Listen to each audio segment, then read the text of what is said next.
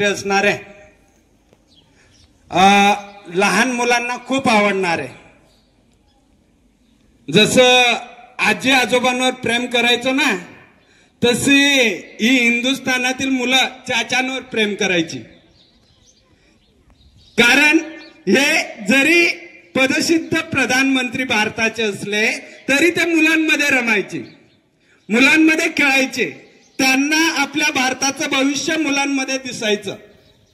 आणि मग त्यांना मुलं आवडू लागली, मुलांना ते आवडू लागले. आणि मग विचारांची देवाणघेवाण होऊ लागली, मुलं वाढू लागली. मुलांना योग्य शिक्षण द्या, कारण आपल्या देशाचं भविष्य हे मुलांच्या खांद्यावर आहे हे ते जाणून होते.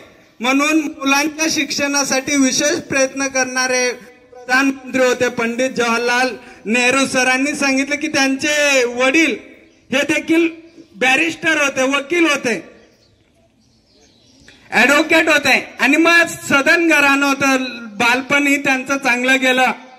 शिकले, सवरले, परदेशात जाऊन लंडनला जाऊन ते शिकले, तिकडून पदवी घेऊन आले. त्यांनी वकिली केली आणि तदनंतर महात्मा गांधीजींच्या प्रेरणेने या ठिकाणी स्वातंत्र्य लढ्यामध्ये सहभाग घेतला, समाजकार्यामध्ये सहभाग घेतला, अनेक आंदोलनं केली. समाजाला घडवण्यासाठी देशोदेशी गावोगावी फिरले.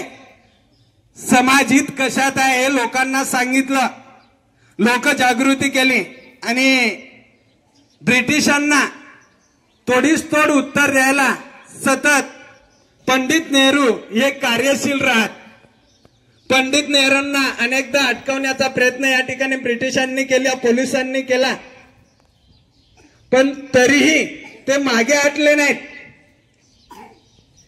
ज्यावेळेस त्यांना जेलमध्ये ठेवलं होतं, कस्टडीमध्ये ठेवलं होतं, त्यावेळेस नेहरूजींनी, जयश्री नेहरूजींनी त्यांच्या लेकीला पत्र लिहिलं, इंदिरा गांधीजींना पत्र लिहिलं की आता तू सांभाळ, मी थोडस बंदिस्त आहे, तू देशाची धुरा बघ, देश सांभाळ.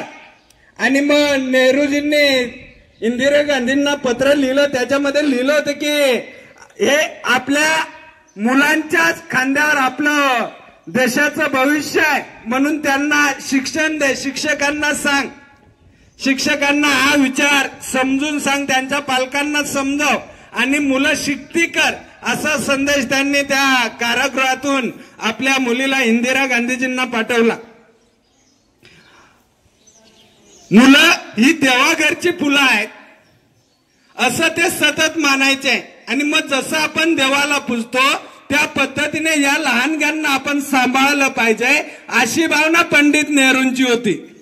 आणि मग सतत ते जिथेही शाळा असेल, जिथेही कॉन्व्हेंट असेल, अशा ठिकाणी आवर्जून नेहरूजी जात.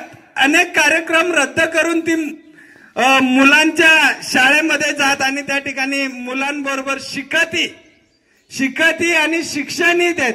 अशा पद्धतीचं वर्तन या ठिकाणी पंडित नेहरूंचं होतं.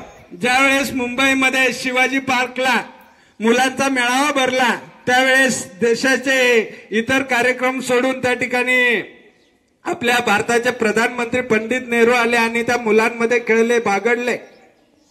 त्यांना गुलाबाची फुलं खूप आवडायची, म्हणून त्यांच्या ड्रेसला, त्यांच्या कोटला कायमच सततच गुलाबाचं फुल असायचं.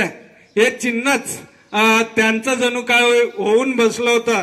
म्हणून त्यांना खूप आवडायचे, गुलाब पण खूप आवडायचे आणि मुलं देखील खूप आवडायचे. असे भारताचे पहिले प्रधानमंत्री पंडित जवाहरलाल नेहरू यांना मुलं आवडायची. म्हणून आजचा दिवस 14 नोव्हेंबर हा दिवस बालदिन म्हणून या ठिकाणी साजरा करतात. त्यांचा जन्म हा 14 नोव्हेंबर 1889 झाला, तर मला वाटतं 27 मे 1964 त्यांचा मृत्यू झाला. या जीवन प्रवासामध्ये अनेक भारताला पुढे नेण्याचं काम त्यांनी या ठिकाणी केलं. अशा या थोर अशा समाज सुधारकास, भारतीय क्रांतिकारकास मी विनम्र असं अभिवादन करतो आणि तुम्हा सर्वांना बाल दिनाच्या शुभेच्छा देतो आणि माझे 2 शब्द संपवतो. जय हिंद, जय महाराष्ट्र.